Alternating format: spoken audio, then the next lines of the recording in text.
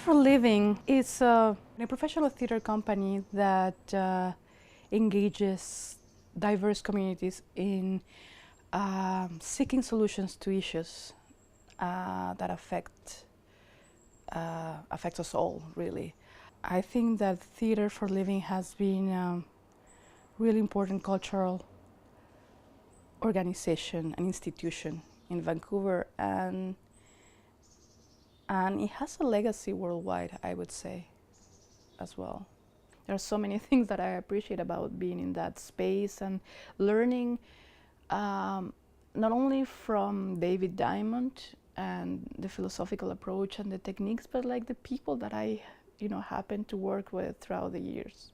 The way that I see the role of the outreach coordinator is as I have an image of a little stone that is dropped into a body of water and the ripple effect that has. So yes, you have very specific things to do in terms of recruiting participants for the workshops, in terms of connecting with key stakeholders in the community in order to deepen your connection with that particular community, and like kind of going deeper and wider in terms of how much you connect with all these communities and the larger public. This is like faster, David? Way faster. Should I put it here? Okay, cool. Yeah. Thank you. When I first started as the outreach coordinator at Theater for Living, it was really my first job after grad school. And of course, coming from grad school in gender studies, I was a very angry activist with a very particular, I think, way of thinking about social change. I think I was thinking really around like policy, protest, and that sort of mobilizing and organizing.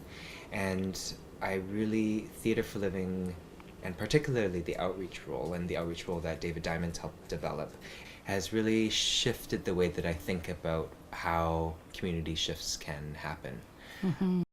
One of the things that I've really learned being the outreach coordinator and seen is how the power of the work, if you will, of Theater for Living is not just what happens in the theater piece. That, of course, the theater piece is powerful and creates shifts in communities, but it's also in the ways that through the outreach process we build relationships. So not just relationships with the company, but also relationships between communities.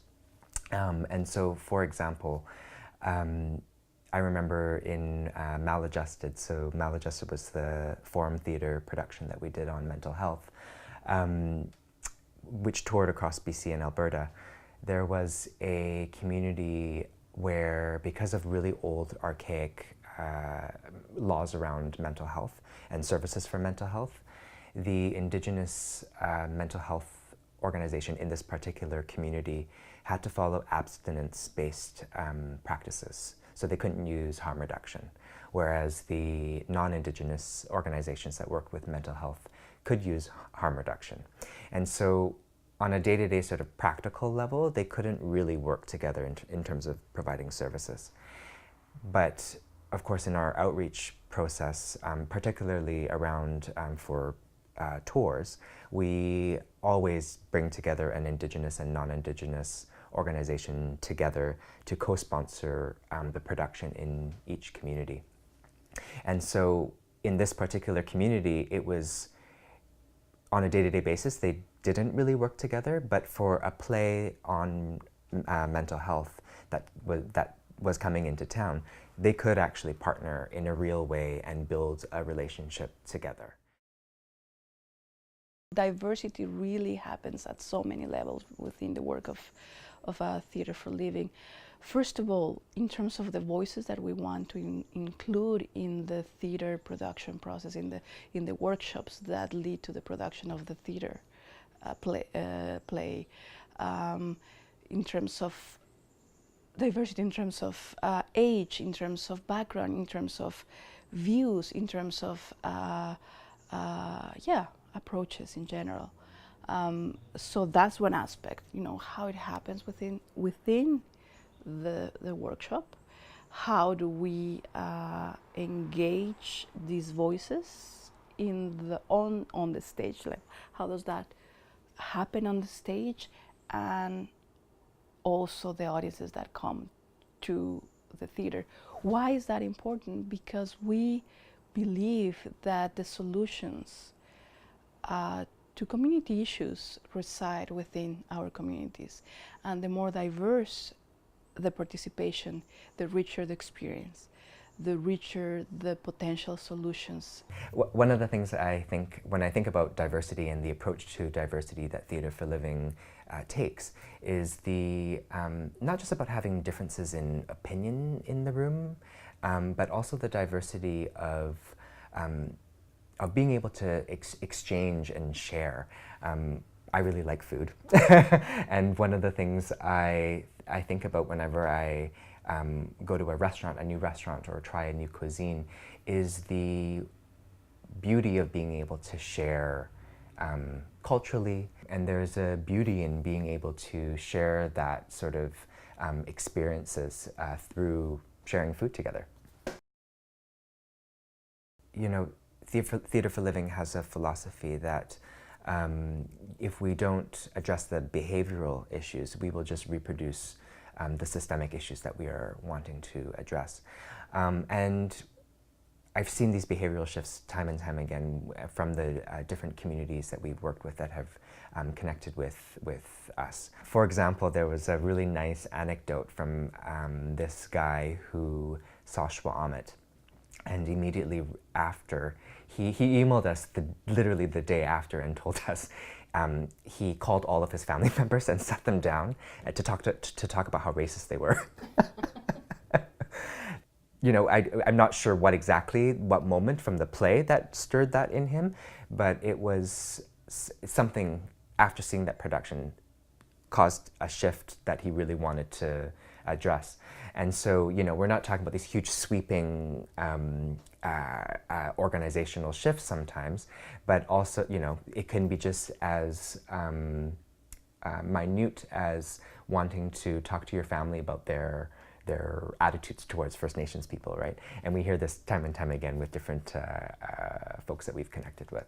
I think in terms of memorable moments, I think of Here Now, my very first project, main stage project with Theatre for Living in 2005.